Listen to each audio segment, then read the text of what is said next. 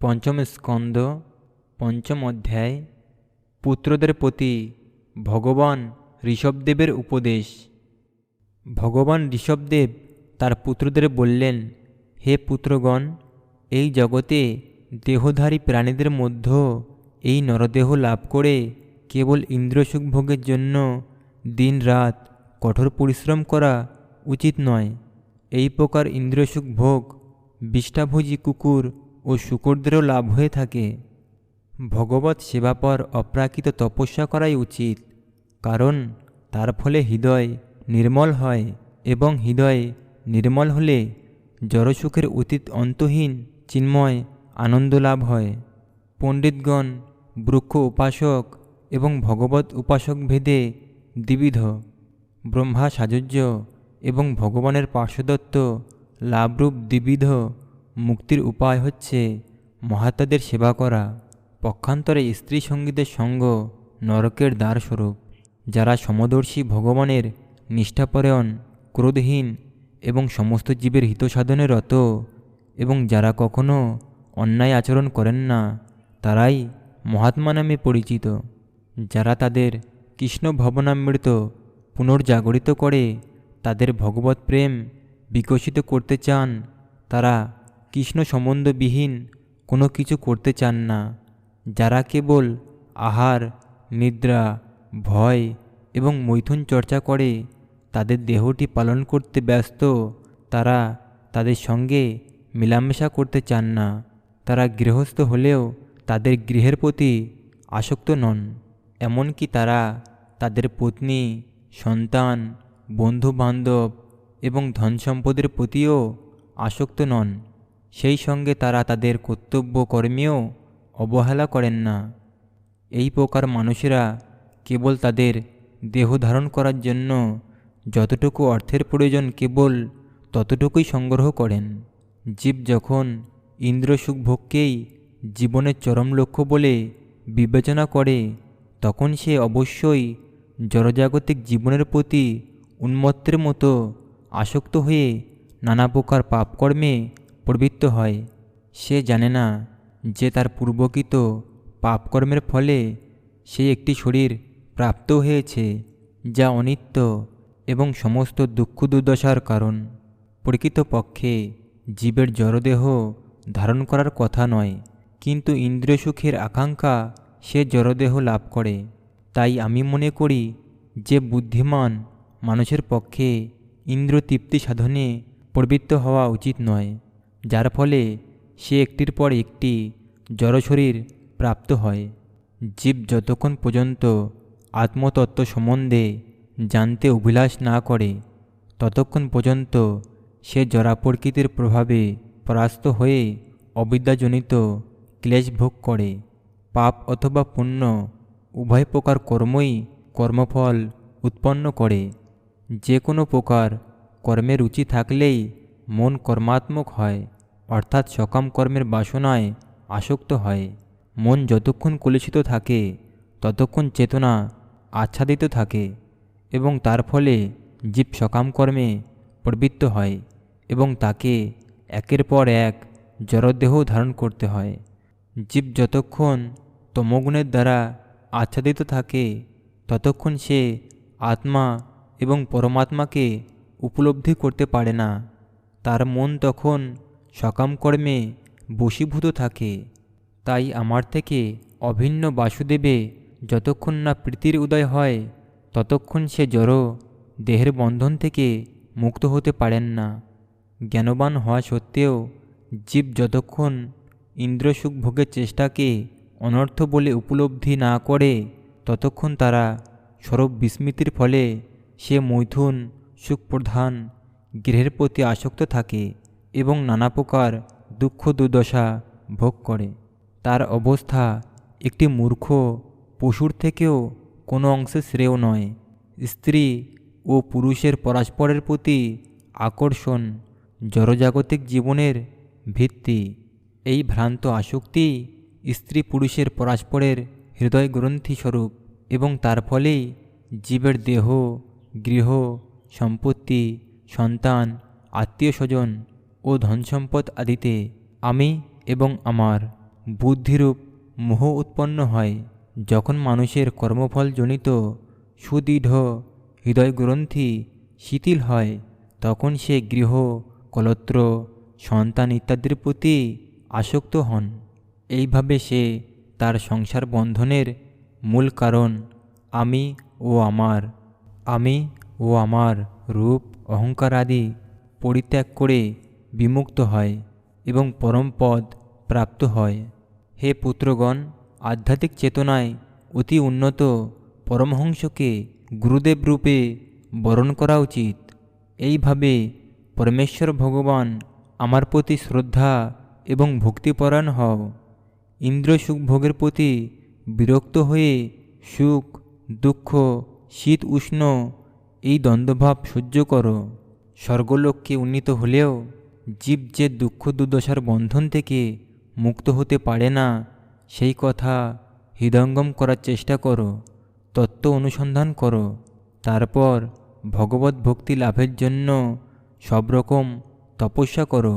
ইন্দ্রিয় সুখভোগের সমস্ত প্রচেষ্টা পরিত্যাগ করে ভগবানের সেবায় যুক্ত হও। ভগবানের কথা শ্রবণ করো এবং সর্বদা ভগবত ভক্তের সঙ্গ করো। ভগবানের মহিমা কীর্তন করো এবং চিন্ময় স্তরে সকলকে সমদৃষ্টিতে দর্শন করো। শত্রুতা বর্জন করো এবং ক্রোধ ও শোক দমন করো। দেহ গেহ ইত্যাদিতে মমত্ম বুদ্ধি পরিত্যাগ করে শাস্ত্র অধ্যয়ন করো। নির্জন স্থানে বাস করো এবং প্রাণ, মন ও ইন্দ্রিয় সর্বতোভাবে সংযত করার অভ্যাস করো। শাস্ত্রের প্রতি শ্রদ্ধাপরায়ণ হও এবং সর্বদা ব্রহ্মচর্য পালন করো। অনর্থক বাক্যলাপ বর্জন করে কর্তব্য কর্ম সম্পাদন করো। সর্বদা ভগবানের মহিমা চিন্তা করো এবং উপযুক্ত পাত্র থেকে জ্ঞান অর্জন করো। এইভাবে ভক্তিযোগে সাধন করে ধৈর্য, যত্ন ও বিবেকযুক্ত হলে তোমরা অহংকার থেকে মুক্ত হতে পারবে। হে পুত্রগণ, আমি তোমাদের যে উপদেশ দিলাম, অত্যন্ত সাবধানতা সহকারে সেই উপদেশ অনুসারে আচরণ করো। তার ফলে তোমরা সকাম কর্মের বাসনারূপ অবিদ্যা থেকে মুক্ত হবে এবং হৃদয়গ্রন্থি সম্যরূপে ছিন্ন হবে। তারপর অধিক উন্নতি সাধনের জন্য তোমাদের এই মুক্তির উপায়ও ত্যাগ করতে হবে, অর্থাৎ মুক্তির উপায়ের প্রতিও তোমরা আসক্ত হইও না। কেউ যদি ভগবত ধামে ফিরে যাওয়ার জন্য ঐকান্তিক আগ্রহী হন, তাহলে ভগবানের কৃপা লাভই জীবনের চরম লক্ষ্য বলে তাকে বিবেচনা করতে হবে। পিতা পুত্রদের, গুরু শিষ্যদের এবং রাজা প্রজাদের এই প্রকার শিক্ষাই দান করবেন। শিষ্য পুত্র অথবা প্রজা যদি সেই আদেশ অনুসরণ করতে কখনো অক্ষম হয়, তাহলেও ক্রুদ্ধ না হয়ে তাদের উপদেশ দান করতে থাকা উচিত। সেই সমস্ত মূঢ় ব্যক্তি পাপ এবং পুণ্যকর্মে যুক্ত। তাদের কর্তব্য হচ্ছে সর্বতোভাবে ভগবানের সেবায় যুক্ত হওয়া। সর্বদাই সকাম কর্ম পরিত্যাগ করা কর্তব্য। মহান্ধ শিষ্য, পুত্র ও প্রজাদের যদি সকাম কর্মে নিযুক্ত করে সংসার কূপে নিক্ষেপ করা হয়, তাহলে তারা কি পুরুষার্থ লাভ করবে? তা অন্ধের দ্বারা পরিচালিত হয়ে অন্ধকূপে পতিত হওয়ার মতো।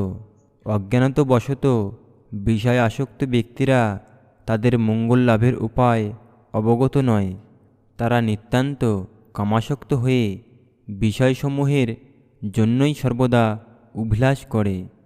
সেই সমস্ত মূঢ় ব্যক্তিরা অনিত্য ইন্দ্রসুখের জন্য পরস্পরের প্রতি ঈর্ষাপরায়ণ হয় এবং তার ফলে অন্তহীন দুঃখ কষ্ট ভোগ করে। কিন্তু তারা এতই মূর্খ যে সেই কথা তারা বুঝতে পারে না।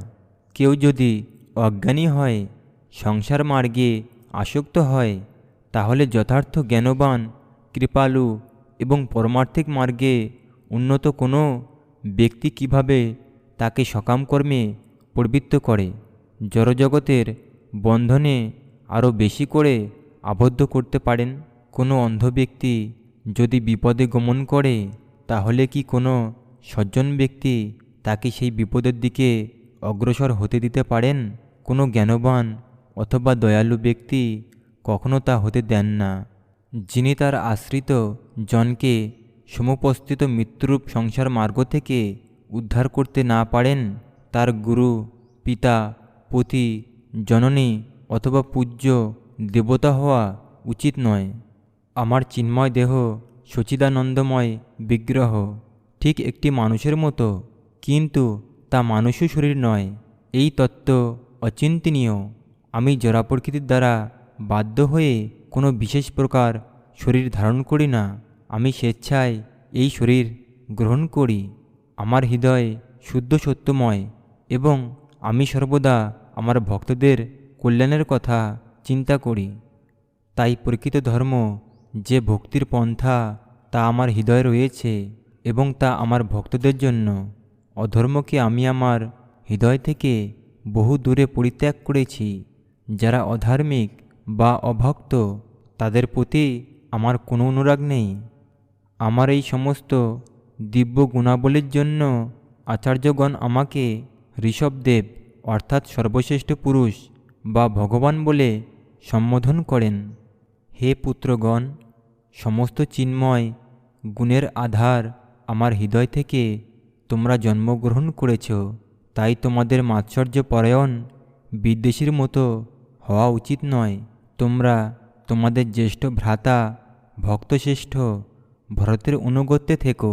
তোমরা যদি ভরতের সেবায় যুক্ত হও, তাহলে তার ফলে আমারও সেবা হবে এবং তোমাদের প্রজাপালন আদি কর্তব্যসমূহ সাবলীলভাবে সম্পাদিত হবে। চিৎ এবং অচিৎ এই দুই প্রকার প্রকাশিত শক্তির মধ্যে পাথরাদি জড় পদার্থ থেকে সজীব বৃক্ষ ইত্যাদি বনস্পতি, তৃণ, গুল্ম এবং বৃক্ষ শ্রেষ্ঠ। স্থাবর বৃক্ষ থেকে গমনক্ষম সরীসৃপ শ্রেষ্ঠ। সরীসৃপ থেকে উন্নততর বুদ্ধিমত্তা সম্পন্ন পশুরা শ্রেষ্ঠ। পশুদের থেকে মানুষ শ্রেষ্ঠ। মানুষ থেকে ভূত প্রেত শ্রেষ্ঠ, কারণ তাদের স্থূল দেহ নেই। তাদের থেকে শ্রেষ্ঠ গন্ধর্ব এবং গন্ধর্বর থেকে শ্রেষ্ঠ সিদ্ধ। সিদ্ধদের থেকে শ্রেষ্ঠ কিন্নর এবং তাদের থেকে শ্রেষ্ঠ অসুর। অসুরদের থেকে দেবতা শ্রেষ্ঠ এবং দেবতাদের মধ্যে শ্রেষ্ঠ হচ্ছেন ইন্দ্র। ইন্দ্রিয়ের থেকে শ্রেষ্ঠ দক্ষ আদি ব্রহ্মার পুত্রগণ এবং ব্রহ্মার পুত্রদের মধ্যে সর্বশ্রেষ্ঠ হচ্ছেন শিব। শিব ব্রহ্মার পুত্র বলে ব্রহ্মা তার থেকেও শ্রেষ্ঠ, কিন্তু ব্রহ্মাও আমার অধীন। কিন্তু আমি ব্রাহ্মণদের আমার পূজ্য বলে মনে করি, তাই ব্রাহ্মণ হচ্ছে সর্বশ্রেষ্ঠ। হে ব্রাহ্মণগণ, আমি এই জগতের ব্রাহ্মণের সমতুল্য বা ব্রাহ্মণের থেকে শ্রেষ্ঠ বলে মনে করি না। আমার মনোভাব সম্বন্ধে অবগত ব্যক্তিরা যজ্ঞ অনুষ্ঠানের পর শ্রদ্ধা এবং প্রীতি সহকারে ব্রাহ্মণদের মুখে অন্ন প্রদান করার মাধ্যমে আমাকে ভোজন করায়। যখন এইভাবে আমাকে অন্ন নিবেদন করা হয়, তখন আমি তা পূর্ণ তৃপ্তি সহকারে আহার করি। প্রকৃতপক্ষে এইভাবে প্রদত্ত ভোজন আমি অগ্নিহোত্র যজ্ঞে নিবেদিত ভোজন থেকে অধিক তৃপ্তি সহকারে গ্রহণ করি। শব্দরূপে বেদ আমার শাশ্বত অবতার, তাই বেদ হচ্ছে শব্দব্রহ্ম। এই জগতে ব্রাহ্মণেরা সমস্ত বেদ অধ্যয়ন করেন এবং যেহেতু তারা বৈদিক জ্ঞান হৃদয়ঙ্গম করেন, তাই তাদের মূর্তিমান বেদ বলে মনে করা হয়। ব্রাহ্মণেরা সত্যগুণে অবস্থিত, তাই তারা সম, দম, সত্য, অনুগ্রহ, তপস্যা, সহিষ্ণুতা, অনুভব এই 8টি গুণের দ্বারা গুণান্বিত। অতএব সমস্ত জীবের মধ্যেও কেউই ব্রাহ্মণের থেকে শ্রেষ্ঠ নয়। আমি সর্ব ঐশ্বর্যপূর্ণ, সর্বশক্তিমান এবং ব্রহ্মা, ইন্দ্র ইত্যাদি দেবতাদের থেকেও শ্রেষ্ঠ। আমি স্বর্গসুখ ও মুক্তি প্রদানকারী। কিন্তু তা সত্ত্বেও ব্রাহ্মণেরা আমার কাছ থেকে কোনো রকম জড়জাগতিক সুখ ছান্দ প্রার্থনা করেন না। তারা অত্যন্ত পবিত্র এবং অকিঞ্চন। তারা কেবল আমাতেই ভক্তি করেন। অন্য কারোর কাছে জড়জাগতিক লাভের জন্য তাদের প্রার্থনা করার আর কি প্রয়োজন? হে পুত্রগণ, স্থাবর অথবা জঙ্গম কোনো জীবের প্রতি মাৎসর্যপরায়ণ হইও না। আমি তাদের সকলের মধ্যে বিরাজ করছি জেনে সর্বদা তাদের সম্মান করো, তাহলে আমার প্রতি সম্মান প্রদর্শন করা হবে। মন, চক্ষু, বাক্য ও অনন্য সমস্ত ইন্দ্রিয়গুলির যথার্থ কার্য হচ্ছে আমার ওই সেবায় পূর্ণরূপে নিযুক্ত হওয়া। জীবের ইন্দ্রিয় যদি এইভাবে নিযুক্ত না হয়, তাহলে যমরাজের পাশ সদৃশ সংসার বন্ধন থেকে মুক্ত হওয়ার কথা কখনো কল্পনাও করতে পারে না। শ্রী সুখদেব গোস্বামী বললেন, এইভাবে সকলের পরম সুহৃদ ভগবান ঋষভদেব লোকশিক্ষার জন্য তার পুত্রদের শিক্ষা প্রদান করেছিলেন। যদিও তারা সকলে সুরক্ষিত ছিলেন। বনপ্রস্থ আশ্রম গ্রহণ করার পূর্বে পিতার পুত্রদের কিভাবে উপদেশ দেওয়া উচিত সেই দৃষ্টান্ত স্থাপন করার জন্য তিনি তাদের উপদেশ দিয়েছিলেন।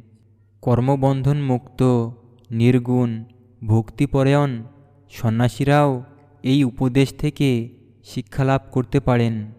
ঋষভদেব তার শতপুত্রদের এই উপদেশ দিয়েছিলেন, যাদের মধ্যে জ্যেষ্ঠ ভরত ছিলেন পরম ভগবত এবং বৈষ্ণবদের অনুগত। সারা পৃথিবী শাসনের জন্য ভগবান ঋষভদেব তার জ্যেষ্ঠ পুত্রকে রাজসিংহাসনে অভিষিক্ত করেছিলেন। তারপর অনিকেত হয়েও শরীর মাত্র পরিগ্রহ করে উন্মত্তের মতো দিগম্বর ও বিমুক্ত কেশ হয়ে আহ্বনীয় অগ্নিকে নিজের মধ্য স্থাপন করে তিনি ব্রহ্মবর্ত থেকে পরিব্রজে গমন করলেন। ভগবান ঋষভদেব অবধূত বেশ ধারণ করে মানব সমাজের মধ্যে জড়, অন্ধ, মূর্খ, বধির ও পিশাচের মতো বিচরণ করতেন। মানুষ যদিও তাকে সেই সমস্ত নামে সম্ভাষণ করত, তবুও তিনি মৌনালম্বন করে কারোর সঙ্গে বাক্যলাপ করতেন না। ঋষভদেব নগরী, গ্রাম, খনি, কৃষিক্ষেত্র, উপত্যকা, উদ্যান, শনিবাস, গোনিবাস, গোপল্লী, যাত্রীনিবাস, পর্বত, অরণ্য, আশ্রম ইত্যাদি স্থানে ভ্রমণ করতে লাগলেন। তার ভ্রমণের সময় সমস্ত মাছিরা যেমন বনহস্তিকে ঘিরে উত্ত্যক্ত করে, সেইভাবে দুর্জনেরা ভয় প্রদর্শন, তারণ গায়ে প্রস্রাব ও থুতু পরিত্যাগ, পাথর, বিষ্ঠা, ধূলি নিক্ষেপ, অধবায়ু ত্যাগ এবং দুর্বাক্য প্রয়োগ প্রবৃত্তির দ্বারা তাকে নানাভাবে ক্লেশ প্রদান করলেও তিনি সেই সমস্ত গ্রাহ্য করতেন না। পক্ষান্তরে বলা যায় যে তিনি চিৎ এবং অচিতের পার্থক্য সম্পূর্ণরূপে হৃদয়ঙ্গম করেছিলেন এবং তাই তার কোনো রকম দেহাত্ম বুদ্ধি ছিল না। এইভাবে কারোর প্রতি ক্রুদ্ধ না হয়ে একাকী সারা পৃথিবী পর্যটন করতে লাগলেন। ভগবান ঋষভদেব কর, চরণ এবং বক্ষস্থল ছিল অত্যন্ত দীর্ঘ। তার স্কন্ধয় মুখমণ্ডল প্রভৃতি অব্যয় অত্যন্ত সুকোমল এবং সুগঠিত ছিল। তার মুখমণ্ডল সাবাবসিদ্ধ হাসিতে নিরন্তর শোভিত ছিল। তার নয়নযুগল ছিল প্রভাতের শিশিরসিক্ত নবীন পদ্মফুলের পাপড়ির মতো স্নিগ্ধ এবং অরুণবর্ণ। তার চোখের তারা এত মনোহর ছিল যে তা দর্শকের সমস্ত সন্তাপ হরণ করত। তার কপাল, কর্ণ, কণ্ঠ, নাক এবং অন্য সমস্ত অবয়ব অত্যন্ত সুন্দর ছিল। তার মধুর হাসি সর্বদা তার মুখকে অধিকতর সৌন্দর্যে মণ্ডিত করত। তা এতই সুন্দর ছিল যে বিবাহিতা রমণীদের হৃদয়ও তার প্রতি আকৃষ্ট হতো। তারা যেন কামবাণে জর্জরিত হতেন। তার মাথা জুড়ে ছিল কুঞ্চিত জটাযুক্ত পিঙ্গল বর্ণকেশ। তার অবিন্যস্ত চুল, মলিন শরীর দেখে তাকে পিশাচগ্রস্ত বলে মনে হতো। ভগবান ঋষভদেব যখন দেখলেন যে জনসাধারণ তার যোগ সাধনের প্রতিবন্ধকতা করছে, তখন তিনি তার প্রতিকারের জন্য অজগর বৃত্তি গ্রহণ করেছিলেন। তিনি এক স্থানে শয়ন করেই আহার, পান এবং মলমূত্র পরিত্যাগ করতেন এবং সেখানেই অবলুণ্ঠন করতেন। তার ফলে তার শরীর তার নিজের বিষ্ঠা এবং মূত্রে লিপ্ত হয়েছিল, যাতে বিরোধী দুর্জনেরা এসে তাকে বিরক্ত না করে। যেহেতু ঋষভদেব সেই অবস্থায় ছিলেন, তাই মানুষ আর তাকে বিরক্ত করেনি। কিন্তু তার মলমূত্রে কোনো দুর্গন্ধ ছিল না। পক্ষান্তরে তার মলমূত্র এতই সুগন্ধিত ছিল যে তার সৌরভে চতুর্দিকে 10 যোজন পর্যন্ত স্থান সুশোভিত হয়েছিল। এইভাবে ঋষভদেব গাভী, মৃগ এবং কাকের বৃত্তি অনুগমন করেছিলেন। কখনো গমন করে, কখনো বা এক স্থানে অবস্থান করে, কখনো উপবেশন করে এবং কখনো শয়ন করে তিনি গাভী, মৃগ ও কাকের মতো আচরণ করে পান, ভোজন ও মলমূত্রাদি পরিত্যাগ করতেন। হে মহারাজ পরীক্ষিত, ভগবান ঋষভদেব যোগীদের আচরণ প্রদর্শন করার জন্যই এইভাবে বিবিধ যোগের অনুষ্ঠান করেছিলেন। প্রকৃতপক্ষে তিনি ছিলেন মুক্তির অধীশ্বর এবং মুক্তির আনন্দ থেকেও শত সহস্র গুণ অধিক চিন্ময় আনন্দে তিনি মগ্ন ছিলেন।